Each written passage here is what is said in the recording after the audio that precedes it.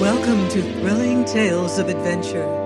I'm Mardell, and now we return to Black Bartlemys Treasure by Jeffery Farnol. Chapter 21. Telleth How the said fire came about. Lord love me, shipmate, here's you to hang at peep a day and a-smilin' in your dreams. What, Adam?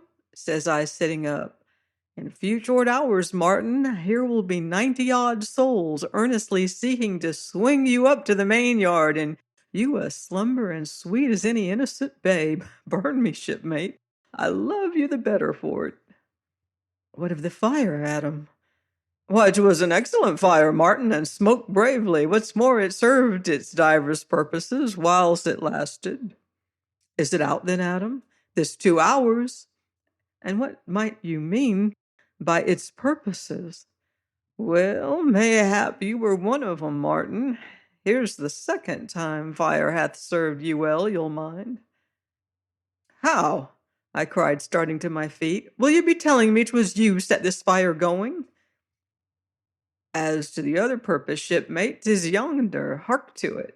And smiling grimly, Adam held up a sinewy finger, as from somewhere forward rose a confused and dismal wailing. In heaven's name, what's toward now, Adam?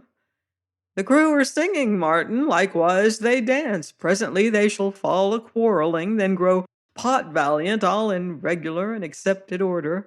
Already one poor rogue hath been aft to demand the women of us, d'ye see? To demand the women?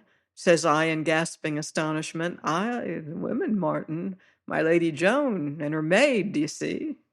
God's love, Adam, I cried, gripping his arm. And you, what said you to the vile dog? Nowt. I shot him. Is the mutiny broke out then? Not yet, shipmate, but 'tis coming. Aye, 'tis coming, which is very well.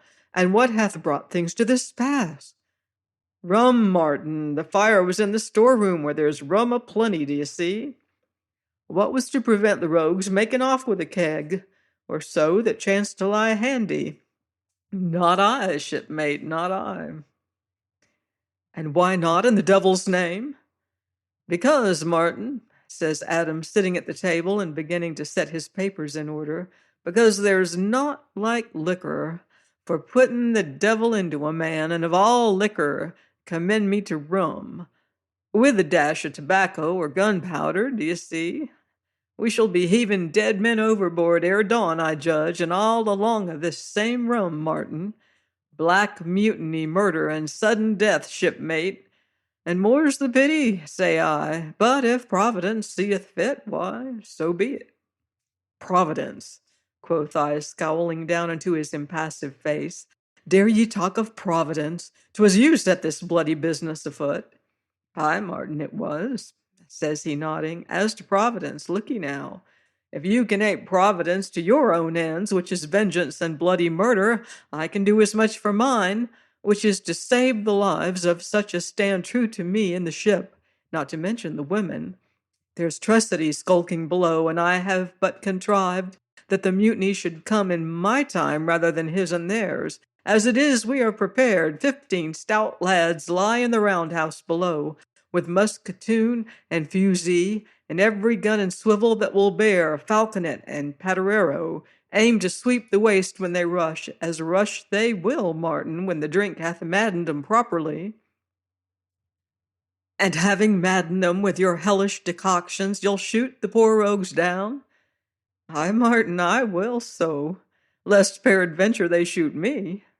Then besides, shipmate, what of the women? I have the Lady Joan and her maid to think on. 'Twould be an ill fate theirs in the hands of yon filthy rabblement. Hark to 'em yonder, hark what they sing. For a while I could hear naught but a clamor of fierce shouts and hallooing. Then little by little this wild hoarse tumult rose and swelled to a fierce chant. Some swam in rum to kingdom come, full many a lusty fellow, and since they're sped all stark and dead, They're flaming now in hello, so cheerily, oh, hey, cheerily, oh, they're burning down in hello. Do you hear it, Martin? Do you hear it? Shoot the poor rogues, do you say? Sink me, but I will so, if fortune be so kind. Yonder's short shrift and quick dispatch for me, shipmate, and then the women. Think of my Lady Joan writhing in their clutches. Hark ye to the lewd rogues, 'tis women now, hark to 'em. And here again their vile song burst forth with much the same obscenity as I had once heard sung by abnegation Mings in a wood, and the which I will not here transcribe. Well, shipmate, says Adam, glancing up from his papers, last of all there's yourself. Here's you with a rope in prospect unless you quit this ship, and yonder, Martin, yonder is the longboat towing astern, all stored and ready, a calm sea and a fair wind. No more of that, says I angrily. But will you dangle in a noose, Martin, when you might be away in the longboat as tows astern of us, and with a fair wind, as I say, and have done, says I, clenching my fists. 'Twould be the simplest thing in the world, Martin, he went on, leaning back in his chair and nodding up at me mighty pleasant. Aye, a very simple matter for you to drop down from the stern galley yonder, do you see, and setting a course southwesterly, you should make our island in 4 and 20 hours or less, what with this wind and the sea so calm. Never, cried I in growing fury. Come what will, I will stay aboard this ship until we reach our destination. Says he, pinching his chin and eyeing me twixt narrowed lids. Are ye still bent on naught but vengeance, then? Why, and look ye, Martin, 'tis none so far to seek. For seeing you may not reach the father, why not smite him through the daughter? She'd make fine sport for our beastly crew. Hark to him roaring, sport for them and a mighty full vengeance for you. The table betwixt us hampered my blow, and then as I strove to come at him, I brought up with the muzzle of his pistol within a foot of my brow. Easy, shipmate, easy, says he, leaning back in his chair but keeping me covered. Damned rogue, I panted. True, he nodded. True, Martin, vengeance is kin to roguery, do you see? If you're for murdering the father, what's to hinder you from giving the proud daughter up to... Steady, Martin, steady it is. Your sudden ways be apt to startle a timid man, and my fingers on the trigger. Look'ee now, shipmate, if your scheme of fine gentlemanly vengeance doth not permit of such methods towards a woman, what's to prevent you going on another track and carrying her with you, safe from all chance of brutality? There's stowage for her in the longboat, which is a stout, roomy craft, now towing astern, stored and victualled, a smooth sea, a fair wind. Harkee, Adam Penfeather, says I, choking with passion, once and for all, I bide on this ship till she brings us up off Hispaniola. But then, Martin, she never will bring up off Hispaniola, not whiles I navigate her.